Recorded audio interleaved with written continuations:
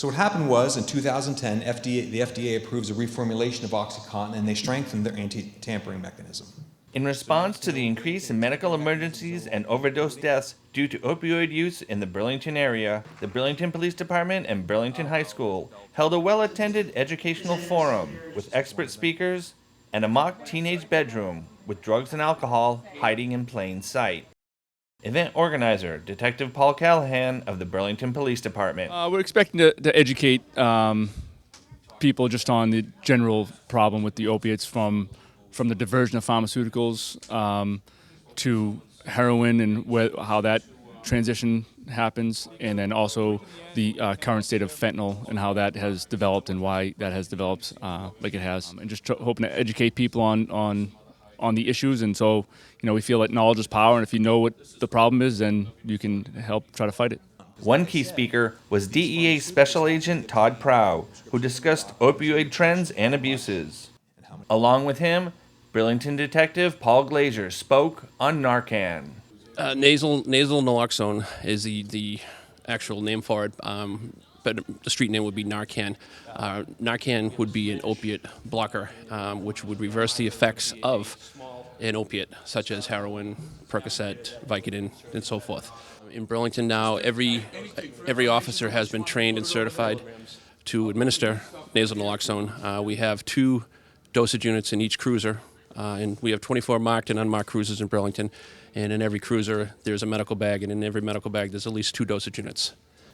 Types of opiates that nasal naloxone or Narcan works on would be... Burlington was one of the first towns in Middlesex County to actually implement the nasal Narcan, to deploy them in the cruises. So we're pretty proud of that. Chief Kent sent us to a training back in May of 2014, and myself and Officer Dan Houston, in doing so, shortly thereafter, we were able to put these in the car, in all the cruises, and we've had 17 deployments of Narcan since 2014. So, and as far as we know, because a lot of times we don't find out the aftermath once the person goes to the hospital, but each one has been a save. They have come out of their overdose. A particular point of interest was the mock bedroom, facilitated by speaker Michael Higgins. B News was asked not to record details of the mock bedroom. I'm formerly a probation officer at Woburn District Court for 34 years, and myself and the chief probation officer started the HEAT program 11 years ago.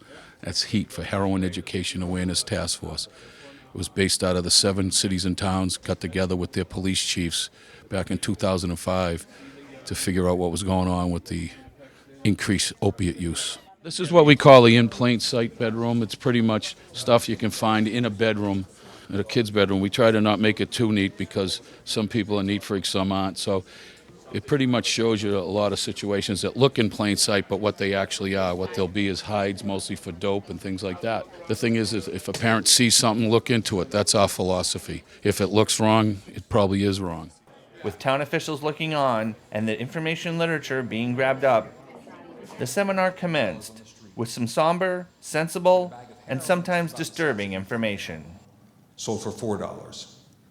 The evening's final talk came from former New England Patriots defensive lineman Chris Sullivan, who played on the 2001 Super Bowl championship team. Chris talked about his spiral into alcohol and opiate abuse and his long battle back. Chris has been sober since 2008.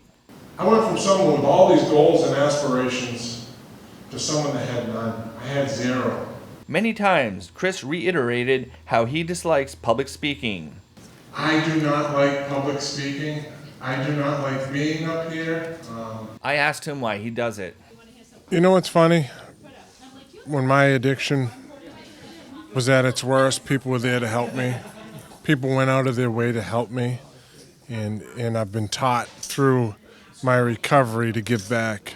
I like the good response I get from the kids and the families, and as much as I don't like public speaking, I owe it because other people gave it to me to give it back, and that's pretty much, it helps me, but hopefully it gets through to a kid or two. It affects everyone. I've been in rehabs with doctors, lawyers, people, police. It doesn't it affects so many people, and I always had the end image of an addict in my head. I think more needs to be talked about it, that it's the kids in school, the kids that wearing the tie that are all dressed up, the jocks, the whatever, the music kids, it affects so many people now, and it's killing people. You know, it's something that needs to be dealt with. I don't know how you control it, but people can't be ashamed of it. People can't be ashamed to talk about it. If your kid's struggling, don't be ashamed to say your kid's struggling with it. You know, I think for a long time, a lot of people have been ashamed. My mother couldn't believe her son heroin. You don't put those words together, you know, but now she'll be proud to say that I'm in recovery, so. If you or someone you know needs information or help with drugs and alcohol, you can call the Burlington Police Department at 781-272-1212 or call the Drug Tip Line at 781-505-1111. You know, people just need to keep talking. From the Fogelberg Performing Arts Center, I'm B News reporter Tad Stefanak. Back to you in the studio. Now, for several years here in Massachusetts, the Department of Health has been working with vendors to get that implemented, but it's still not here. You can see, hopefully through this presentation, force prescriptions, that if we